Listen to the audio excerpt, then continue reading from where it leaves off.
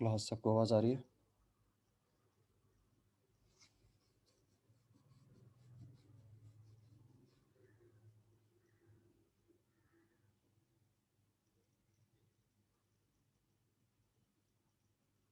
सो 5-10 minute wait कर लेते हैं, बच्चे आ जाए, उसके बाद हम स्टार्ट करेंगे।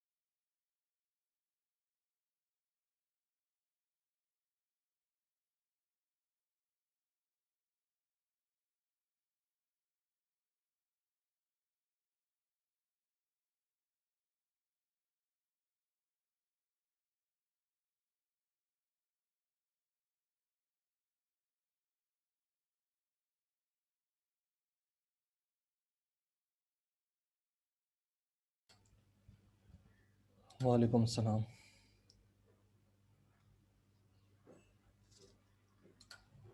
अच्छा, स्लाइड्स विजिबल हैं सबको? क्लास स्लाइड्स विजिबल हैं सबको? Yes sir. तो लास्ट टाइम बेटा जो हमने टॉपिक्स डिस्कस किए थे उसमें से जो पहला टॉपिक था that was this and base का कीवर्ड। सिनेरियो हमने देखा था कि हमारे पास अगर दो क्लासेस हैं, एक पेरेंट एक चाइल्ड है, अगर उनके दरमियान जो है same properties over same attributes या मेथड्स ओवरलैप करते हैं सेम नेम के, तो क्या होगा आपके पास उसकी जो रेफरेंस है उसको हमें अगर मेंशन करना है तो उसके लिए हम दिस एंड बेस का कीवर्ड इस्तेमाल करते हैं। ठीक है। अच्छा, यहाँ पे जो है एक चीज़ देख लीजिएगा इस तरफ से कि ओके हम इसको यूँ कर देते हैं तो it will be much more appropriate. तो यहाँ पे भी नेम है, यहाँ पे भी नेम है। ठीक है। जब आपके पास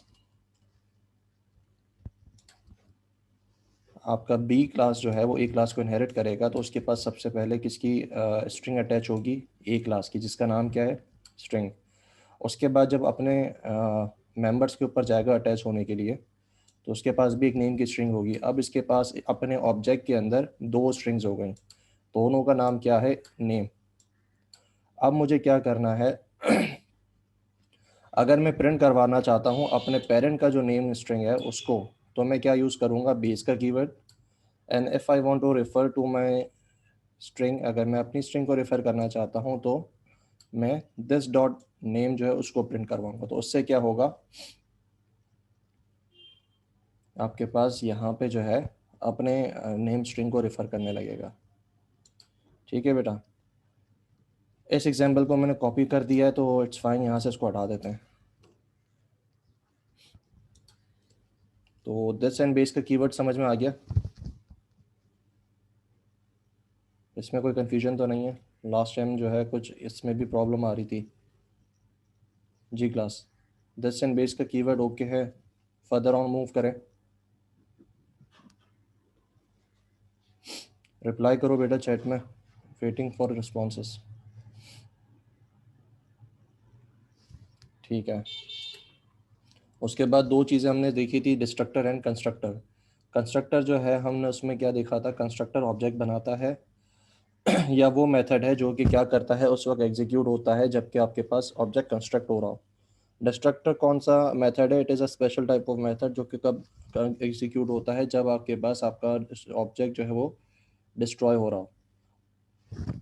उसमें फिर हमने दो इंपॉर्टेंट पॉइंट्स देखे थे जो कि आपके पास स्क्रीन पे लिखे हुए हैं कि किस तरीके से ऑब्जेक्ट्स और उनके एट्रीब्यूट्स अटैच होते हैं एक ऑब्जेक्ट बनते वक्त, सॉरी मेथड्स एंड एट्रीब्यूट्स किस तरीके से अटैच होते हैं एक ऑब्जेक्ट बनते वक्त और किस तरीके से डिस्ट्रॉय होते हैं।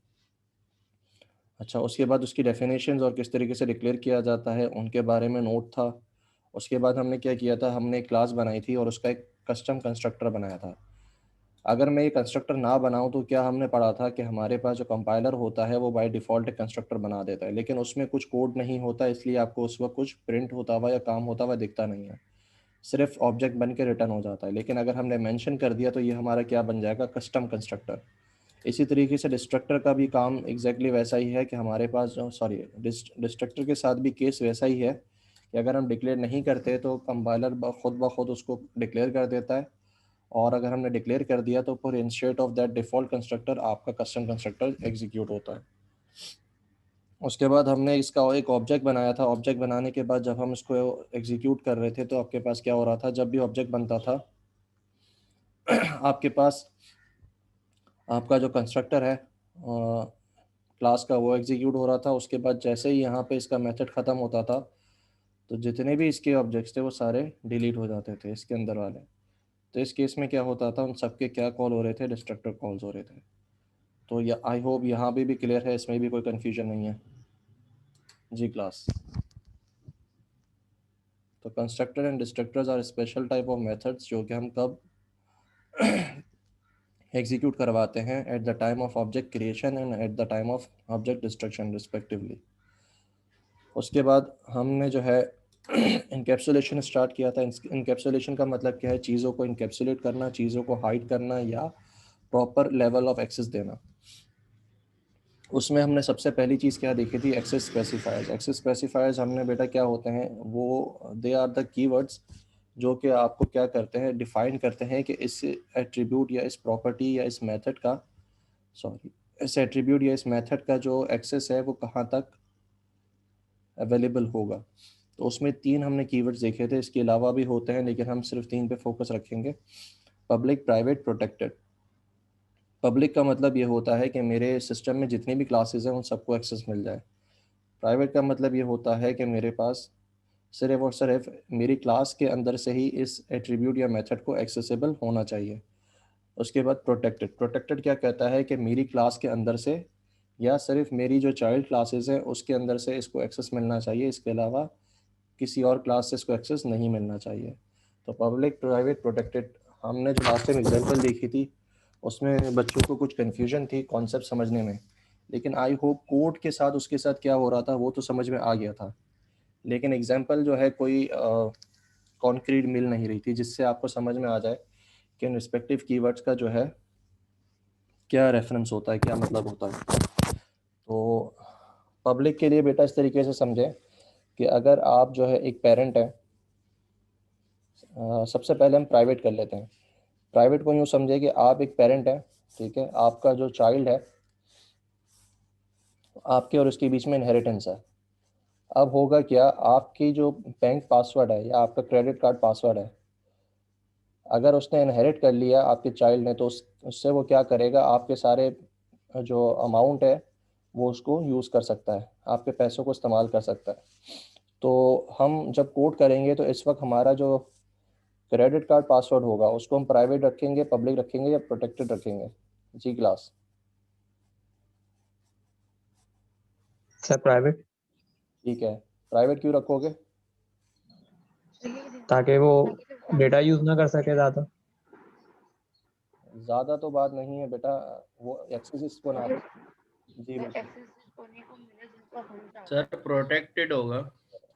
अच्छा, जो बच्चे प्रोटेक्टेड कह रहे हैं उसकी सर एग्जाम्पल सर प्रोटेक्टेड ही होगा। प्रोटेक्टेड होगा सर। सर देखें, क्योंकि वो अपने आप को भी एक्सेस दे सकता है और चाइल्ड को भी यूज करा सकता है उससे, लेकिन उसके हाथ में हैंडल नहीं, मतलब एक्सेस नहीं दे सकता शायद। अच्छा, अब देखो दोबारा समझो इस बात को। प्राइवेट हमारे पास कब होता है? जब हमें किसी चीज़ का एक्सेस नहीं देना होता। तो अगर आप समझे कि अगर आपके पास आपके फादर का पासवर्ड जो है क्रेडिट कार्ड का आपके पास आ जाए तो आप अगले दिन उसको खाली कर दोगे ना, ठीक है, ऐसी बात है। तो उस केस में अगर प्रोटेक्टेड रखोगे, प्रोटेक्टेड में क्या कह रहा है कि वो कहाँ से एक्सेस हो सकता है? एक तो मेरे सेल्फ के साथ, और जो है मेरे चाइल्ड क्लासेस, मतलब मेरा जो सन है उसको भी उसका एक्सेस मिल जाएगा, तो प्रोटेक्टेड हो सकता है। खुद सोचो। सर लेकिन डिपेंड करता है कि जो प्रोटेक्टेड क्लास है वो उससे इनहेरिट हो रही हो। लाइक आपने फादर और सन की मिसाल दी, अगर अब्बा चाहे तो ही पिन कोड बता सकते हैं, तो फिर जो आपको जो करना है आप कर लें। तो मैं आपसे तो पूछ रहा हूँ बेटा, आप सपोज करें कि आप अब्बा हैं इस वक्त, you are the father, yes sir. तो आप इन दैट केस क्या करोगे? आपको क्या फीजेबल लगता है? एक पाकिस्तानी बच्चे को उसके फादर का पासवर्ड पता होना चाहिए, नहीं पता होना चाहिए? सर प्राइवेट ही प्राइवेट रखेंगे। रखूंगा, प्राइवेट प्राइवेट ही रखूंगा रखेंगे सर। सर। नहीं पता होना चाहिए सर सर। प्राइवेट होगा। सर प्राइवेट ही। चलो ठीक है, अब समझ में आ गया। तो इट शुड बी प्राइवेट। ठीक है, तो प्राइवेट वो चीज़ होती है जिसका एक्सेस आप सिर्फ अपने पास तक रखना चाहते हो, ना अपने चाइल्ड को देना चाहते हो, ना किसी और क्लास को देना चाहते हो, ठीक है। अब आती है पब्लिक की बारी। पब्लिक, अब पब्लिक एग्जांपल ऐसे होगी, आप अगेन फादर हैं, आपका एक चाइल्ड है जो कि इनहेरिट कर रहा है, लेकिन अब मेरा फ़ोन नंबर है, उस फ़ोन नंबर को मुझे क्या रखना चाहिए? पब्लिक रखना चाहिए, प्राइवेट रखना चाहिए, प्रोटेक्टेड रखना चाहिए? Public sir. प्रोटेक्टेड। जी बेटा, फ़ोन नंबर का बताएं, फ़ोन नंबर के क्या रखेंगे? Sir I guess public sir public sir. Protected sir रखना चाहिए। Public sir. एक पब्लिक सर होगा। Public sir. चलो, जो बच्चे पब्लिक नहीं बोल रहे उनका रीज़न क्या है? बताएं, रीज़न बताएं। इनको हम चाहे उन्हीं को सिर्फ हमारा नंबर जाए। ओके दैट, इसमें हमारे पास ऐसा कोई सिनेरियो नहीं है ना, हमारे पास ऐसा कोई ऑप्शन नहीं है, हमारे पास 3 ही ऑप्शन है, या तो मैं किसी को ना दूं, सिर्फ अपने पास रखूं, या अपने सिर्फ चाइल्ड को दूं, या सबको दे दूं। तो अब इसमें से सबसे फीजिबल कौन सा है? सर अपने Public. चाइल्ड्स प्रोटेक्टेड को भी हो सकता है कि बस चाइल्ड और उसी के पास हो एक्सेस और किसी के पास ना हो। पब्लिक भी एक सिनेरियो हो सकता है क्योंकि फैमिली मेंबर्स तक भी पब्लिक ही अगर होगा वैल्यू, सर पब्लिक ही होगा क्योंकि सोशल लाइफ भी होती है, देना पड़ता है हर जगह, क्योंकि तो सर पब्लिक होगा। अगर देखा जाए तो पब्लिक में फिर वो उसके ऑफिस पर बहुत से लोग भी आ जाते हैं। एग्जैक्टली। तो अब आपके पास देखो, अगर प्रोटेक्टेड करते हो तो पता है क्या होगा, आपके पास आपका जो मोबाइल फ़ोन है उस पर सिर्फ आपका जो सन है या आपकी जो डॉटर है सिर्फ वही कॉल कर सकती है। तो ऐसे फ़ोन का मैं क्या करूँगा? ठीक है, तो इट शुड बी पब्लिक, कि सबके पास एक्सेसिबल होना चाहिए। जो हमारे पास 3 ऑप्शंस है इसी में से हमने चूज़ करना है ना, तो हमें फिर पब्लिक ही रखना पड़ेगा। क्यों? क्योंकि हमारे पास फ़ोन नंबर ऐसी चीज़ है जो सबके पास होनी चाहिए। अगर हमारे पेरेंट और चाइल्ड के बीच में रहेगी तो वो सिर्फ वो एक दूसरे से बात कर सकेंगे, वो किसी और से बात नहीं कर सकेंगे। तो इस सिनेरियो में हमारे पास क्या हो जाएगा, ये पब्लिक होना चाहिए। लेकिन कुछ बच्चों की जो बात है कि हमारे पास सबके पास फ़ोन नंबर नहीं होना चाहिए, सिर्फ उनके पास होना चाहिए जिनको हम देना चाहें, तो दैट इज़ वैलिड पॉइंट। लेकिन हमारे पास ऑप्शन क्या है? हमारे पास ऑप्शन 3 ही हैं, या तो हम उसको पब्लिक रख सकते हैं, या तो प्राइवेट, या तो प्रोटेक्टेड। फिर इसमें से बेस्ट कौन सा होगा? हमारा option that should be public, कि यार फ़ोन नंबर तो ऐसी चीज़ है कि दूसरों के पास होना चाहिए, नहीं तो मैं क्या करूँगा, सिर्फ अपने आप से ही बात कर सकता हूँ, या अपने सन से बात कर सकता हूँ। तो इट शुड बी पब्लिक। ठीक है बेटा? Okay yes sir. सर। ठीक है, अब मुझे बताएं, आपकी एक घर की चाबी है, आपका जो घर है उसकी चाबी है, अब उसको क्या रखोगे, पब्लिक, प्राइवेट, या protected? Protected. Protected. Protected. Protected sir. ठीक है, रीज़न? सर मेरे सर पास और एक मेरे तो हाउस आपके होल्ड वालों पास तो के दोनों पास को है। भी, और दोनों को एक्सेस हो आपके सकता है, बच्चों आपके वगैरह के चाइल्ड और पास। अपने आपको भी। बिल्कुल ठीक कह रहे हो। अगर उसका एक्सेस जो है सिर्फ मैं अपने पास तक रखूँगा तो मेरे जो प्राइवेट। मेंबर्स हैं वो उसको फिर जो है घर में एंटर नहीं हो सकते। तो इसलिए उसका एक्सेस किस तरीके से होना चाहिए? प्रोटेक्टेड होना चाहिए। अच्छा, पब्लिक, कुछ बच्चे जो हैं पब्लिक अगर कह रहे हैं तो पब्लिक बेटा बिल्कुल नहीं होना चाहिए। पब्लिक का मतलब ये हो गया कि आपने जो है अपने घर की चाबी सबको दे दी और अब कोई भी इसमें एंटर कर सकता है, मतलब देयर इज़ अ चांस के जो है आपका घर जो है वो लूट हो जाए। ठीक है, आपके घर में चोरी हो जाए अगर इसको पब्लिक रखोगे तो इट शुड बी प्रोटेक्टेड। तो आई होप अब जो है एक्सेस स्पेसिफायर्स के ये जो 3 कॉन्सेप्ट्स हैं, पब्लिक, प्राइवेट और प्रोटेक्टेड, अब आपको क्लियर हो गए होंगे। जी। यस सर, क्लियर है। Yes sir. अब आ जाते हैं इनकी बारीकी के ऊपर, मतलब स्पेसिफिकेशंस, कुछ ख़ास पॉइंट्स जो इनके बारे में समझने थे। ये तो जनरल कॉन्सेप्ट था ना, अब कुछ ख़ास पॉइंट्स जो इनके बारे में समझने थे उसके ऊपर आ जाते हैं। अच्छा, सबसे पहले पब्लिक। पब्लिक के केस में देखो बेटा, मेरे पूरे सॉफ्टवेयर के अंदर अभी कितनी क्लासेस हैं?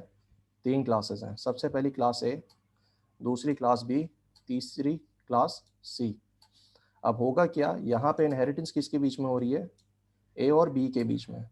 तो ऑब्वियसली जब इसको पब्लिक रखा है तो मेरे पास एक तो मैं अपनी क्लास के अंदर से इसको एक्सेस कर सकता हूँ, या तो मेरा चाइल्ड इसको एक्सेस कर सकता है, ठीक है, जो कि यहाँ पे कर रहा है इनहेरिट करके। और इसको कौन एक्सेस कर सकता है? बाहर की जितनी क्लासेस हैं जो कि इनहेरिटेंस में नहीं है लेकिन मेरे सॉफ्टवेयर के अंदर है, प्रोग्राम के अंदर है, तो वो भी इसको एक्सेस कर सकते हैं। यहाँ पे देखोगे ए की क्लास का ऑब्जेक्ट बनाया और उसके नेम को एक्सेस कर लिया। इसी तरीके से बी की क्लास का ऑब्जेक्ट बनाया और उसके नेम को एक्सेस कर लिया, जो कि कहाँ से आ रहा है? ए क्लास से इनहेरिट होके।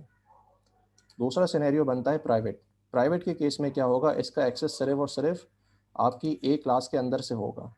अब अगर इसको मैं बी क्लास से एक्सेस करना चाहता हूँ, दिस डॉट नेम लगा देता हूँ, तब भी वो मुझे क्या देगा? एरर देगा। एरर क्यों देगा? क्योंकि जब आपने इसको प्राइवेट किया है तो वो इनहेरिटेंस में इसके पास कॉपी नहीं होगा। इसी तरीके से जब इनहेरिटेंस में कॉपी नहीं हो रहा तो बाकी बाहर की जो क्लासेस हैं उसके पास तो एक्सेस आना इम्पॉसिबल सी बात है, तो इसलिए यहाँ पे भी एरर देगा।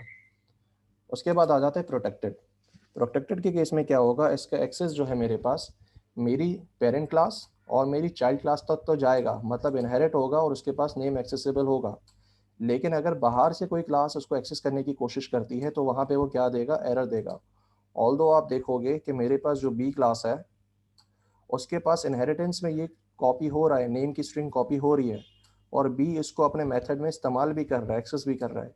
लेकिन यही नेम अगर बी के ऑब्जेक्ट को देखें, बाहर से अगर इसको इस्तेमाल कोई करना चाहता है जो कि सी की क्लास है, तो वहाँ पे वो उसको एरर देगी। ऑल्दो इसके पास इनहेरिटेंस में ये नेम की स्ट्रिंग कॉपी हुई थी, लेकिन बाहर से ये एक्सेसिबल नहीं होगा, उसको आप सिर्फ इंटरनल अपनी क्लास के जो चाइल्ड क्लास है उसके अंदर से एक्सेस कर सकते हो। तो ये स्पेसिफिक पॉइंट समझ में आ गए? Yes sir. Rest of the class क्या रिस्पॉन्स है?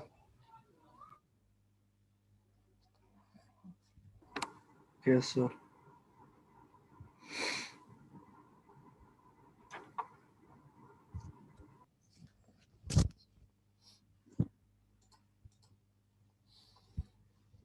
आगे चलें फिर।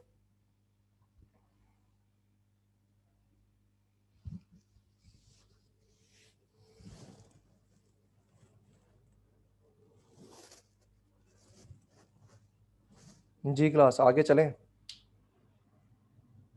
Yes sir. फिर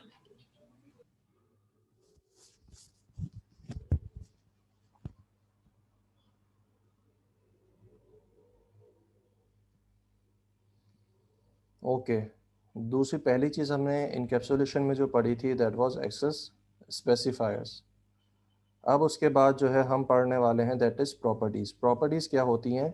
जैसे आपके कंस्ट्रक्टर और डिस्ट्रक्टर्स थे जो कि स्पेशल टाइप ऑफ फंक्शंस थे जिनका कुछ ख़ास काम था, वो आम फंक्शंस और मेथड्स की तरह काम नहीं करते थे, उनका स्पेसिफिक कोई ख़ास काम था। तो इसी तरीके से प्रॉपर्टीज़ भी क्या हैं? They are special type of methods जिनका कुछ ख़ास काम है। इनका ख़ास काम क्या है? ये तब एग्जीक्यूट होती हैं, ये मेथड्स तब एग्जीक्यूट होते हैं जब आपके पास आप किसी वेरिएबल मतलब इंटीजर, स्ट्रिंग, बूल, डबल किसी भी वेरिएबल को एक्सेस करते हो, मतलब उसकी वैल्यू सेट करते हो या उससे उसकी वैल्यू रीड करते हो, तब ये एग्जीक्यूट होती हैं। ठीक है, इसमें दो क्लॉजेज होते हैं। पहला क्लॉज होता है गेट का। गेट तब एग्जीक्यूट होता है जब आप किसी वेरिएबल की वैल्यू रीड कर रहे होते हो। दूसरा क्लॉज होता है सेट का। सेट का क्लॉज कब एग्जीक्यूट होता है? जब आपके पास किसी वेरिएबल की आप वैल्यू को असाइन कर रहे होते हो, उसको सेट कर रहे होते हो। अच्छा, नोट नंबर 1 और नोट नंबर 2 रीड कर लें।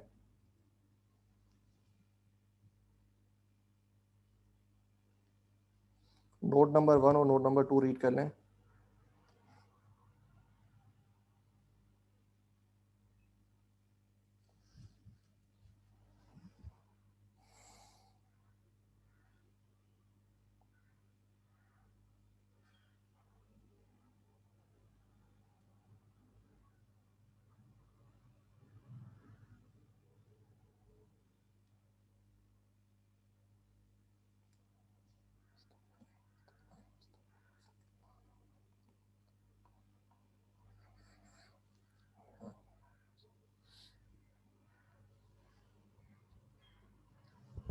ओके, तो इसकी एग्जांपल हम देखते हैं। अच्छा, सबसे पहले मैंने एक यूज़र की क्लास बनाई है जिसमें मेरे पास एक स्ट्रिंग है यूज़र आईडी और दूसरी स्ट्रिंग है पासवर्ड।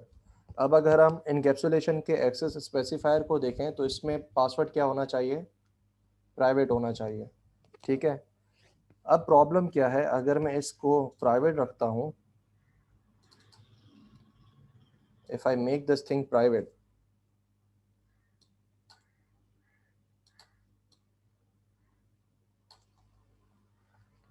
पब्लिक क्लास,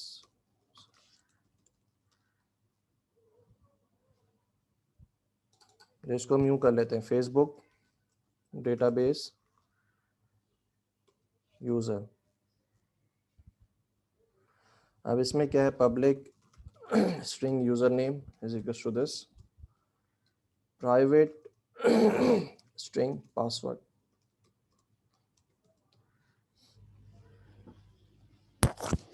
अब होगा क्या? फेसबुक वालों ने अपने प्रोग्रामर को कहा था कि एक क्लास बनाओ जो कि यूज़र की जितने भी उसके यूज़र्स हैं उन सब के लिए उनके ऑब्जेक्ट्स इस क्लास के थ्रू बनेंगे।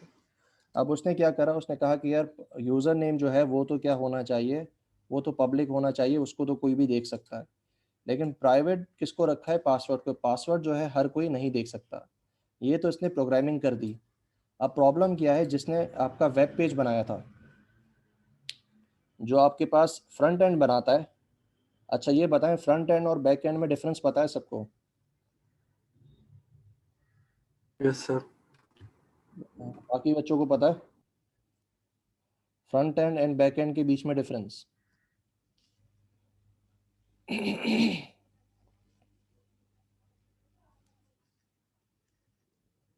अच्छा, जिन बच्चों को नहीं पता उसका मतलब ये होता है कि बैक एंड जो है हम उसको कहते हैं जहाँ पे डेटाबेस आ जाता है, जहाँ पे कोड आ जाता है सी शार्प का लॉजिकल कोड जहाँ पे होता है उसको हम बैक एंड कहते हैं।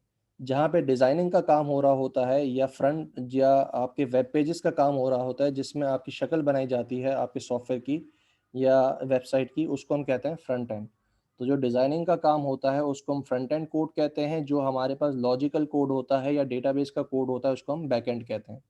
अब क्लियर है? तो इसने क्या किया, इसने बैकएंड का कोड तो रेडी कर दिया, लेकिन जो फ्रंट एंड वाला था जिसको शक्ल बनानी थी या जिसको डिज़ाइनिंग करनी थी, उसको ऑप्शन देना था स्क्रीन पे कि जो यूज़र है वो उसका पासवर्ड सेट कर सके। ठीक है, तो होगा क्या, उसने आपने फ्रंट एंड पे जो है अपनी डिज़ाइनिंग के स्टाइल पे आपकी क्लास का ऑब्जेक्ट बनाया, O B is equals to new Facebook. ठीक है, फेसबुक। उसके बाद इसने कहा कि यूज़र ने जो मेरा पासवर्ड दिया है उसको किसके बराबर कर दो। हमने सबसे पहले दो स्ट्रिंग्स भी जो है टेक्स्ट बॉक्स से ले ली। टेक्स्ट बॉक्स तो सबको पता होगा ना, स्क्रीन पे जो टेक्स्ट बॉक्स होता है वो तो सबको पता होगा क्योंकि आप लैब में इसको शायद करते हुए भी आ रहे हो। तो उसने क्या कहा कि यूज़र ने जो भी यस सर। बॉक्स 1 में वैल्यू डाली है उसको क्या कर दो, उसको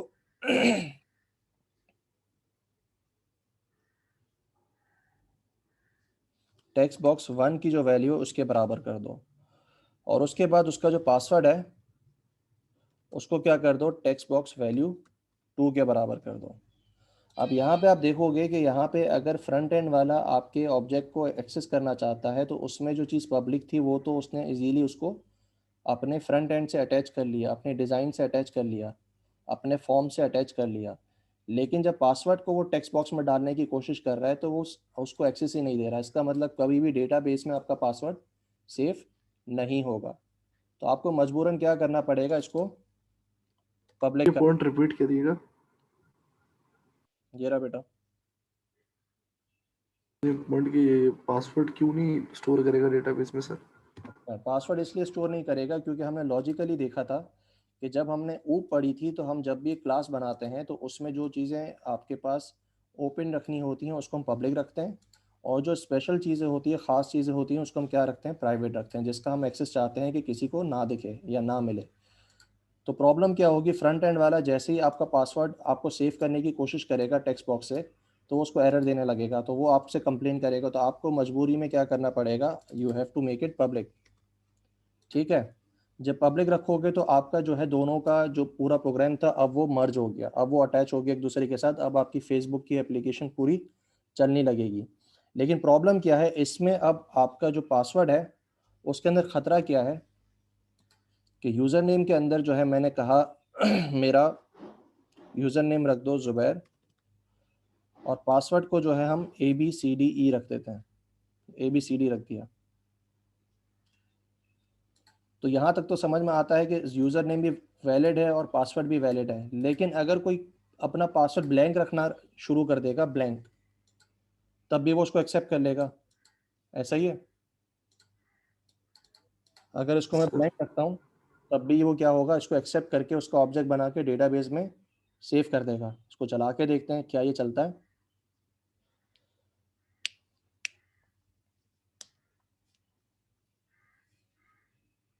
बिल्कुल चल रहा है, इसने ऑब्जेक्ट बनाया, डेटाबेस में सेव कर दिया। तो होगा क्या, फेसबुक की जो पासवर्ड की पॉलिसी है कि आपका ब्लैंक पासवर्ड नहीं होना चाहिए, पासवर्ड स्ट्रांग होना चाहिए, पासवर्ड में अपर केस लोअर केस ये सारी चीज़ें होनी चाहिए। अब उससे क्या हो रहा है, वो सारी चीज़ें चेक नहीं हो रही और वो क्या हो रहा है, डायरेक्टली आपके पास डेटाबेस में सेव हो रहा है। अब कोई भी सिर्फ ज़ुबैर लिखता है और पासवर्ड ब्लैंक रखता है तो वो क्या होगा, फेसबुक के पेज में या फेसबुक की आईडी में लॉगिन कर लेगा।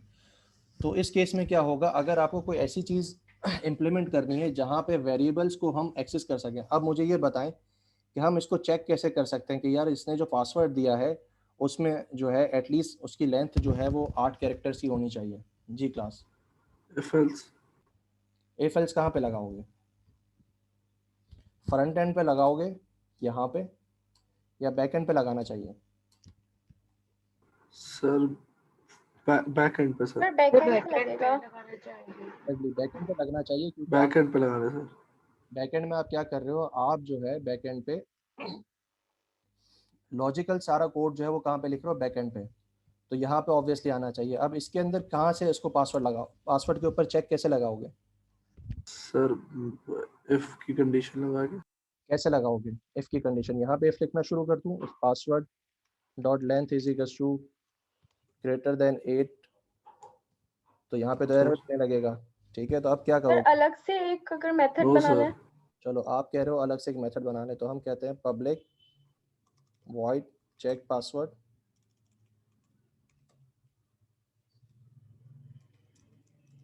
अब जो है इफ पासवर्ड नहीं, जो वैल्यू आई है इफ वैल्यू डॉट लेंथ, सबसे पहले स्ट्रिंग डिक्लेयर कर देते हैं, स्ट्रिंग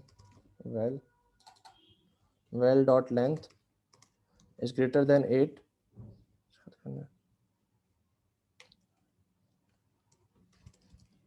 तब हमारा पासवर्ड क्या हो जाए, password is equal to well.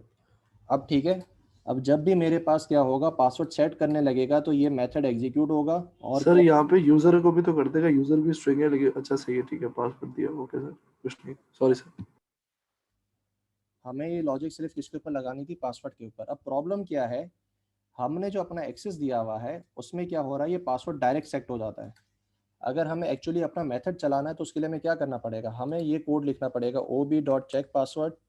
Check password के अंदर हम टेक्स्ट बॉक्स 2 की जो वैल्यू है उसको पास करेंगे, तब जाके वो चेक होगा। लेकिन प्रॉब्लम क्या है, अब फ्रंट एंड वाले के पास दो ऑप्शंस हैं, या तो आपके जिसमें आपने चेक लगाया है उस मेथड के थ्रू अपना पासवर्ड सेट करे या डायरेक्टली भी कर दे। तो डायरेक्टली करेगा तो उस केस में क्या होगा, डायरेक्ट के केस में आपका जो ब्लैंक पासवर्ड है वो सेफ हो जाए। वो सेव हो जाए। अब समझ में आ गया? तो हमें क्या करना पड़ेगा, अब हमें इसको प्राइवेट करना पड़ेगा, प्राइवेट। अब क्या होगा, वो उसको डायरेक्ट सेव नहीं कर सकता, उसको कहाँ से जाना पड़ेगा, आपकी जो आपने मेथड बनाया है अब उसके थ्रू ही ये पासवर्ड सेव हो सकता है। ये रहा कि अगर इसकी लेंथ जो है वो 8 कैरेक्टर से लंबी होगी तो ही वो सेव होगा, 8 कैरेक्टर तक होगी तभी वो सेव होगा, 8 कैरेक्टर या उससे लंबी होगी तभी वो सेव होगा, नहीं तो वो सेव नहीं होना चाहिए। अब हमारा कोड प्रॉपर है जी, अब हमारी एप्लीकेशन बिल्कुल रेडी है। अब इसमें कोई ब्लैंक पासवर्ड के थ्रू हैक तो नहीं कर सकता जी क्लास? लेकिन सर अगर ये ऑलरेडी मतलब पब्लिक है तो अगर कुछ हम लिखेंगे तब भी हैक हो जाएगा। नहीं है ना बेटा, इसको हमने प्राइवेट कर दिया, ये रहा। बात समझ आई? ओके ठीक है सर। अब हमने इसको प्राइवेट कर दिया और हमारा जो चेक पासवर्ड का मैकेनिज्म था उसको पब्लिक रखा। तो इससे होगा क्या, अब वो डायरेक्टली इसको सेव नहीं करवा सकता, ob.password लिखेगा तो उसके पास वो एरर देने लगेगा। ये रहा, उसको एरर देने लगेगा कि आप इसको एक्सेस नहीं कर सकते। अगर उसको मुझे एक्सेस करना है तो मुझे इस मेथड को कॉल कराना पड़ेगा, वो मेथड पूरा चेक करेगा आपका पासवर्ड, उसके बाद ही उसको सेव करेगा, नहीं तो वो पासवर्ड सेव नहीं होगा। तो अब आपको क्या लगता है, मेरा पासवर्ड, मेरा जो फेसबुक की एप्लीकेशन थी अब वो रेडी है बिल्कुल, हैक उसमें नहीं हो सकता ब्लैंक पासवर्ड के थ्रू, ऐसा ही है ना? Yes yes sir. Sir. Sir अब इसमें बेटा बात क्या आती है जी, बेटा बोलो। सर अब ये तो हमारा प्राइवेट हो गया ना पासवर्ड के, अब पब्लिक तो नहीं रहा ना, मतलब कि और किसी को सीन में नहीं आएगा। एग्जैक्टली, सही है। तो सर अगर हमें प्राइवेट रखने हैं तो हमें ये कंडीशन फॉलो करनी पड़ेगी। नहीं नहीं, अभी इसको समझा रहा हूँ, अभी उस बात पे आया नहीं हूँ, जिस बात पे मैं लेके जाना चाह रहा हूँ उसके लिए थोड़ा वेट करें, ठीक है? Okay sir.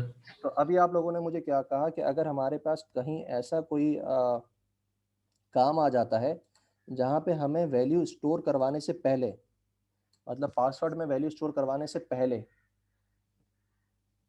जब उसको हम एक्सेस कर रहे हैं तो उस वक्त कोई हमें चेक लगाना हो, कोई काम करवाना हो, तो उसके लिए हमने क्या बनाया, एक मेथड बनाया, ठीक है? तो आपकी जो स्लाइड्स हैं उसको अगर हम देखें तो आपकी स्लाइड्स भी क्या कह रही हैं, आपकी जो स्लाइड्स है वो कह रही हैं कि प्रॉपर्टीज एक स्पेशल टाइप ऑफ मेथड्स होते हैं जब जो कि कब एग्जीक्यूट होते हैं, जब आप किसी चीज़ को एक्सेस करना चाहते हो। तो क्या यहाँ पे हम किसी चीज़ को एक्सेस करने वक्त हमने ये जो मेथड बनाया है